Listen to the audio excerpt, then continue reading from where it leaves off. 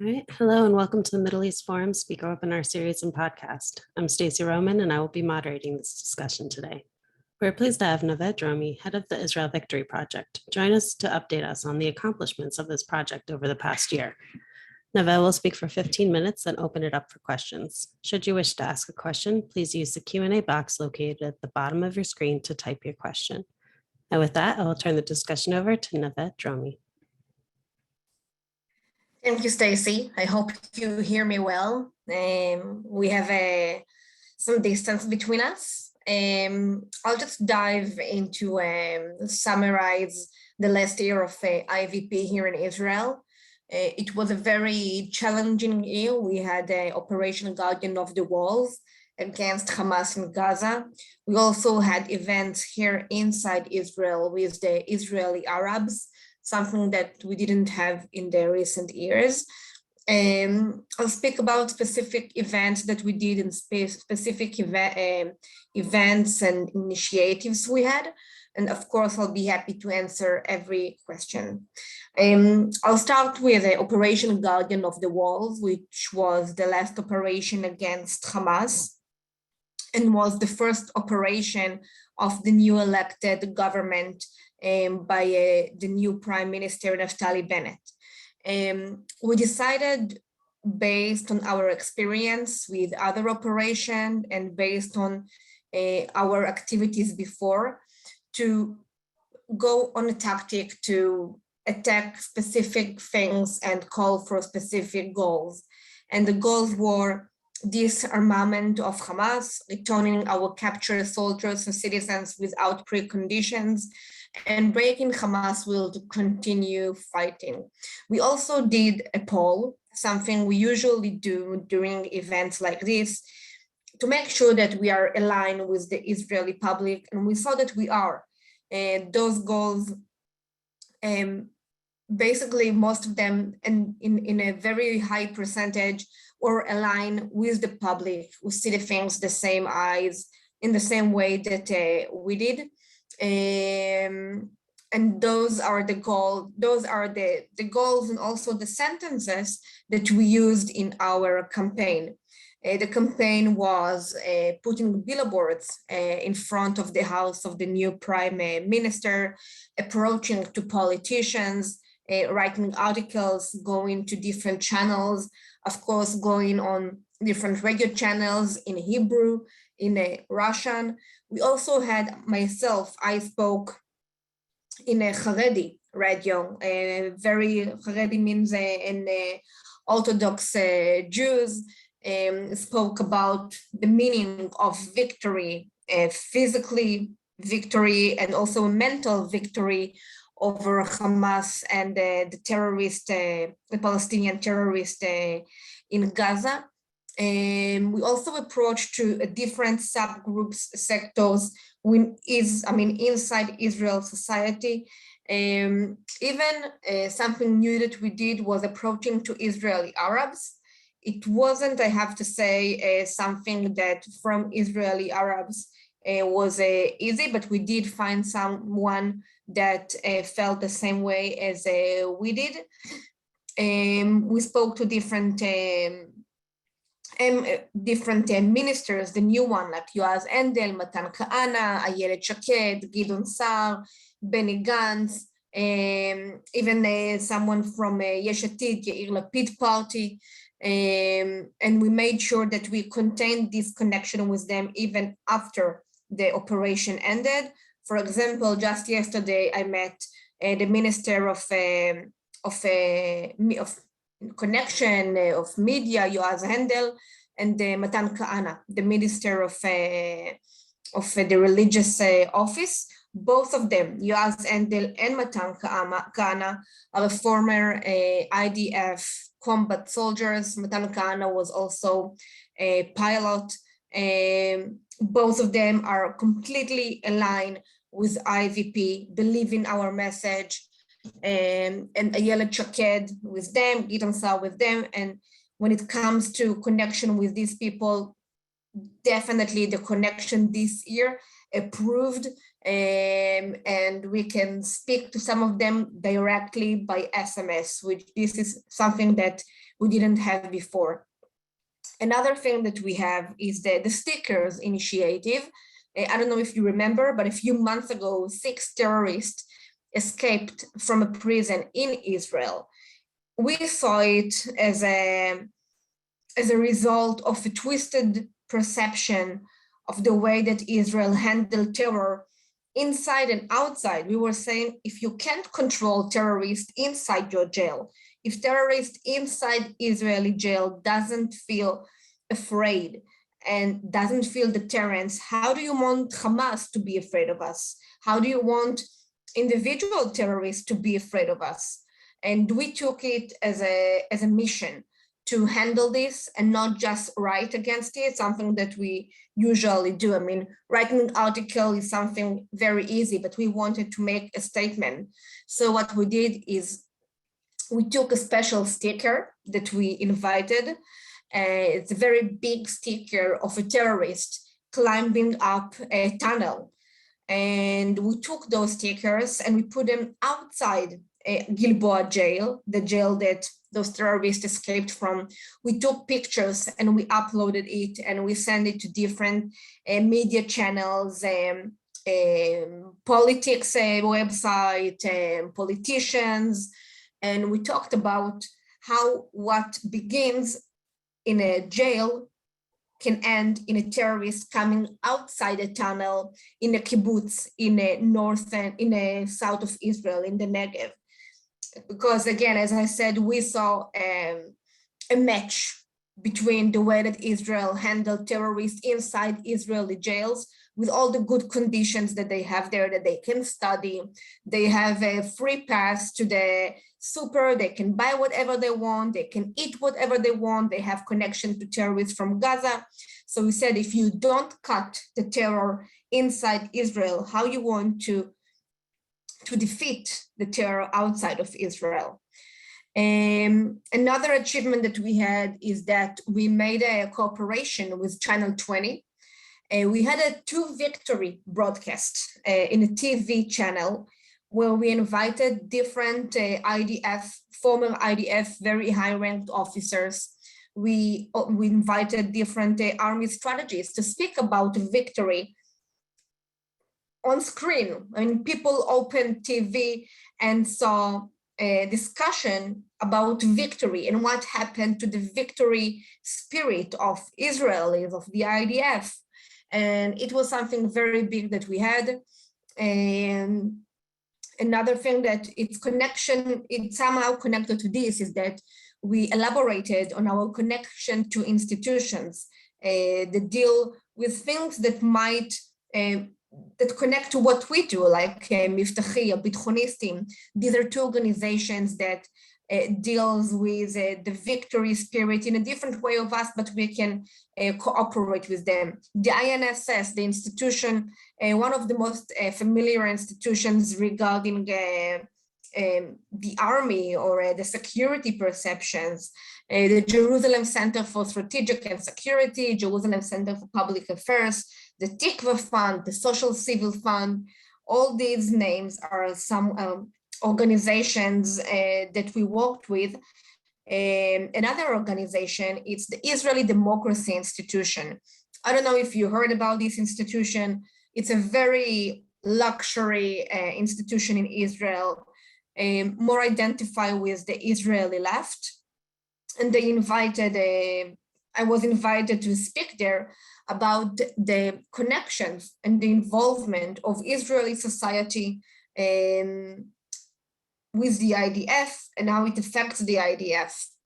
And what happened is that some of the things I said there were recorded and they uploaded online, which caused a very big attention because I talked about the fact that even this institution invites IDF soldiers and IDF officers to events, which is something pretty crazy if you think about, because why a civil organization, a civil institution with political agenda works with the IDF, why the IDF cooperate with this.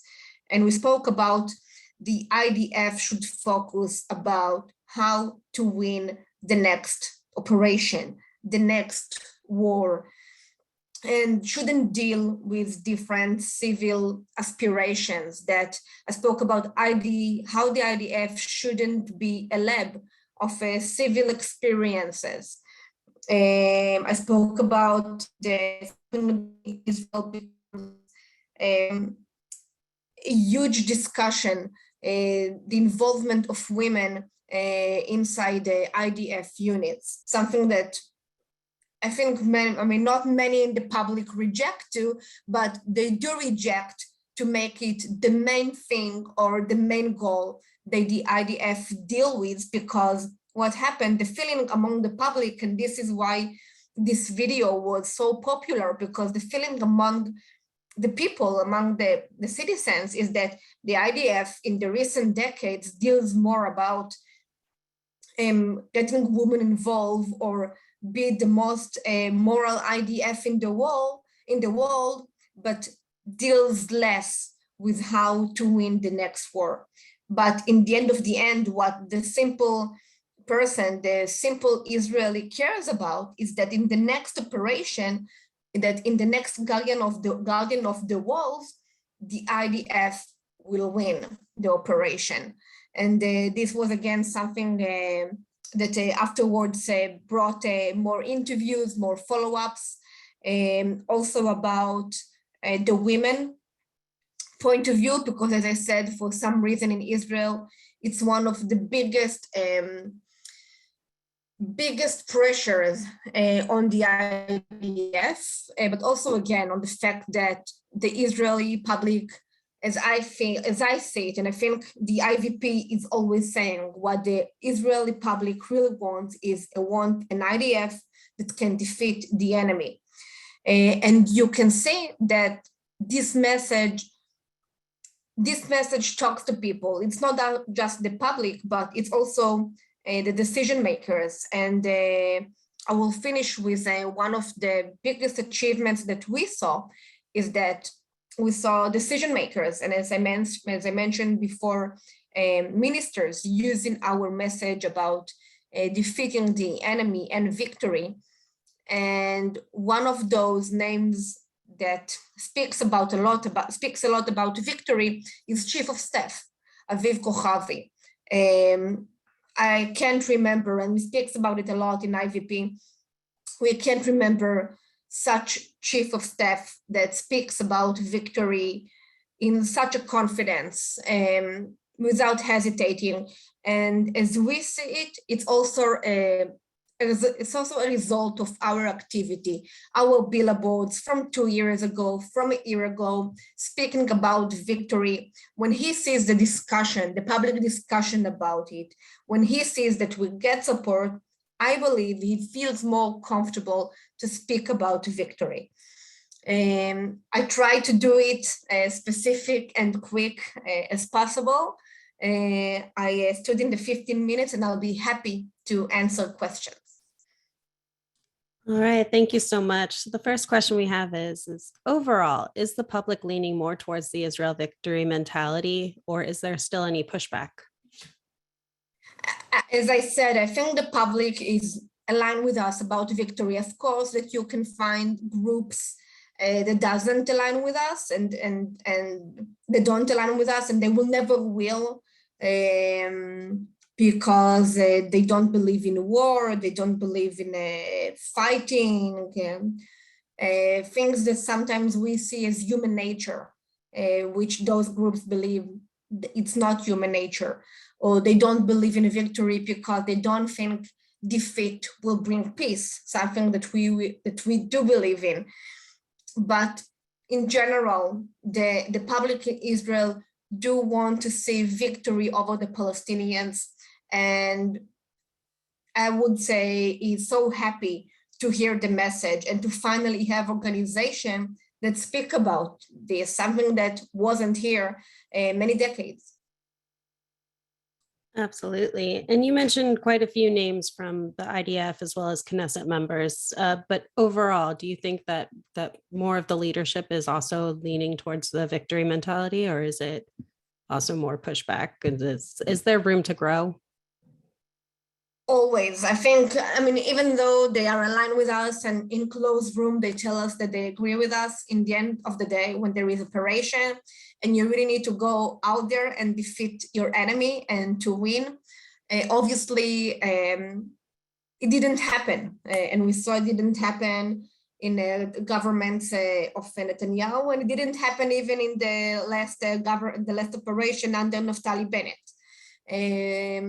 So I think it takes time. It takes time. You have to understand that until IVP was established, there was no organization, there was no group that spoke with the decision makers, with politicians, or to the public about victory.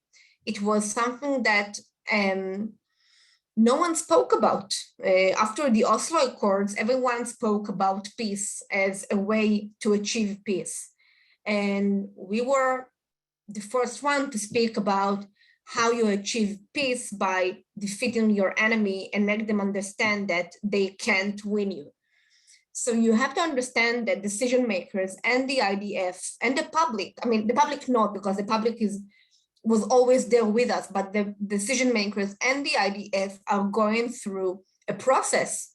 As I mentioned, Aviv Kochavi, the current chief staff, is one of the, I can't remember the last chief of staff that spoke like him. And I'm going back to Bogi Ya'alon, who was chief of staff right before the Second Lebanon War in 2006. So think about it. Even Bogi Ya'alon didn't speak about victory when he was chief of staff. So you have to understand that these people are also going through a process. And I think we have also a part in the process that they are going through. Thank you. Robin Sue Landsberg actually follows up on this. Do you run into pushback due to political correctness? Can you explain the question? What do you mean? Just political correctness to look good in the public's eye. I mean, we are very straightforward in IVP. We are not afraid to say what we think. We are not, obviously we have criticism, mainly from the left, but we know how to explain ourselves, and we are not bending over political correctness. We just don't have it. Thank you. And we have a few questions in from Robert Slater actually sums it up well. Victory has many definitions. First off, what is meant by victory? What does victory mean to Gaza, to the West Bank, Judea, Samaria, to Palestinians in Israel now and the borders? As we say it, victory means that the Palestinians give up on their will to defeat Israel. This is something which can be, as I said, achieved physically or also mentally. If you ask me, the Abraham Accords, it's an example for a mental defeat. All the years we were taught, I remember as a kid, that people told us that we will have peace with the Arab world only after we achieve peace with the Palestinian. And we understood it's not connected to each other. You can have peace with the Arab world without the Palestinians. And I think this action also somehow defeated the Palestinians mentally, because they understood that the Arab world thinks first about itself and then about the Palestinians. And obviously there is as I call it, a physical victory, which means that when you have operation, you win the operation. I mean, when it ends, there is a specific, very clear winner, something that we didn't have as I see it, since 2001. That was the last time that the IDF won something. Thank you. Mindy Stein asks, how do you see? And by the way, it was a victory in the areas of the Palestinian Authority, not in Gaza. Thank you. Mindy Stein asks, how do you see Israel Victory Project influencing the discussion about Iran and the United States as well as Israel? We are focusing on Israel and the Palestinians because we think that this is something that we can contribute and be special and unique. when it comes to Iran and the US, I know that the MEF deals with it, and they have the experts and the people that deals with it. And we in IVP, when people ask us about Iran, we said that obviously Israel should use the victory perception also against Iran. We should stand on our own, on our goals, make sure that Israel security is the goal, and we shouldn't let our enemies, and in this case, Iran, feel that they have the chance to somehow destroy Israel or threat it. So when we are asked about it, we are saying that obviously the victory should be used against every enemy, but as an organization, we focused about the Palestinians, something that you have to understand that Israel deals with since the first day of its establishment. Thank you. Sandra Bellestroni asked, do you think there's anyone in Israeli politics or the military establishment of the caliber of the late Ariel Sharon that has the courage to take the fight directly to the enemy? It's a good question. I think Kochavi has it, and I know some other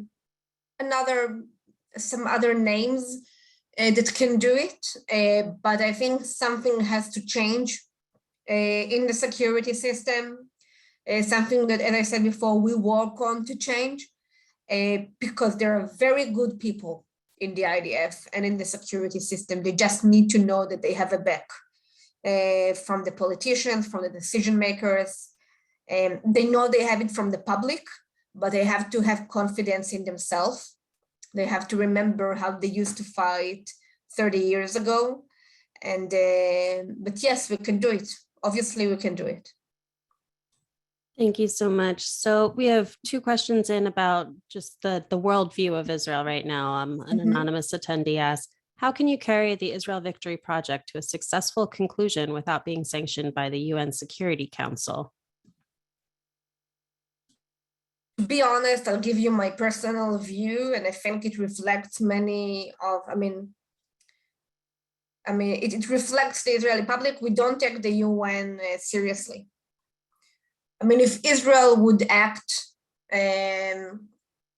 as asking itself all the time what the UN will do and how the UN will sanction us, we wouldn't be able to live. So obviously we have to deal with it clever. In the politician way, the politicians should do it, but we can't always think about the UN and the sanctions. And this is something that always somehow exists. I think we learn to live with it. We accept it as something, just an anti-Semitism that exists there. And that's it. And Steve asked a follow-up to that regarding US public opinion, and I guess world public opinion as well. What is Israel doing to change the narrative, and has it been effective? To change the narrative about victory, I assume. Well, Israel's public opinion, and by changing the narrative of the public opinion from the world, would Israel then have it easier to achieve the victory goal? I think that Israel's way to affect the world public opinion is to take care of itself and its goals and interest. I don't think we should be different on this issue than any other country. We should be even more specific about our interests and more assertive about our interests. Israel shouldn't play nice, as I say it. If we think that the Palestinians and the Hamas in Gaza are terror organization, we should treat them this way. My problems, for example, with the Israeli government, this one and the one before, is that on one hand, we tell in the walls that Hamas is a terror organization, and on the other hand, we deliver them merchandise every day. trucks are going inside Gaza. So I think if Israel want to change the public opinion, the world public opinion, it should treat Hamas like they asking the world to treat Hamas. And if they asking the world to stop bringing money to Hamas and to Gaza, it should do the same. And I would like to see the Israeli government do this and actually adopt the victory discourse by doing this. I mean, not just speaking about victory outside to other leaders in the world, but to act as someone that wants to gain victory. Thank you. And going back to the specific IVP campaigns, what effects specifically have come from the sticker and billboard campaigns? Do you feel the messages were received well? Absolutely. What's happening in the campaign is that you need to understand what happens in the campaigns, that a person in the street that goes angry, feeling that Israel is not doing enough to defeat the Palestinians, suddenly see a poster or a billboard that he haven't seen before. And this billboard asking the government to defeat Hamas. And then this person says, wow, I mean, I understand that there are powers here, organizations or people that feel exactly like me. And if he walked 5 minutes ago thinking that he's the only one who wants to defeat Hamas, he sees these billboards and he understands that he's not alone. And you know, sometimes I'm going to TV appearance and I speak about what we want to do and what we want to achieve. And even this, I get messages afterwards saying, thank you so much for speaking about it. Thank you so much for speaking about how we want to achieve this. And someone even wrote me once, I thought I'm crazy and lonely until I heard you. So these campaigns they get to people see them, people hear them. And this is how the message spreads in the end of the day. Thank you. So Steve asks regarding Operation Guardian of the Walls, it sounds like the goals were not achieved. Is this the future? No, we don't want this to be the future. We want to change it.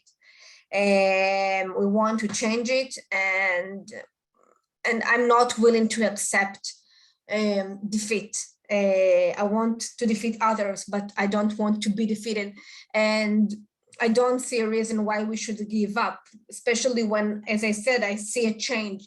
I see how our message gets to people, gets to the decision makers. And those, I mean, these things are taking time. As I said, you have to understand that the Israeli publics for years thought that the only way to live here in peace is the Oslo Accords, is to give up. And we are changing this. And this is a process that we have to be patient with and to know that it takes time to change people's perception. And I don't think this is the end. I think Israel will defeat and will gain victory one day.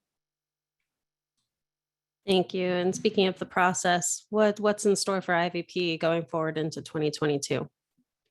So we have a lot going on. We are going to spread our cooperations with more organizations because we understood that this is a good way to get into more crowds, because we can cooperate and even with the INSS, which is considered to be a more leftist organizations, we want to strengthen our connections with them, because we think it's something that we should do to approach to a crowd which is not our natural crowd.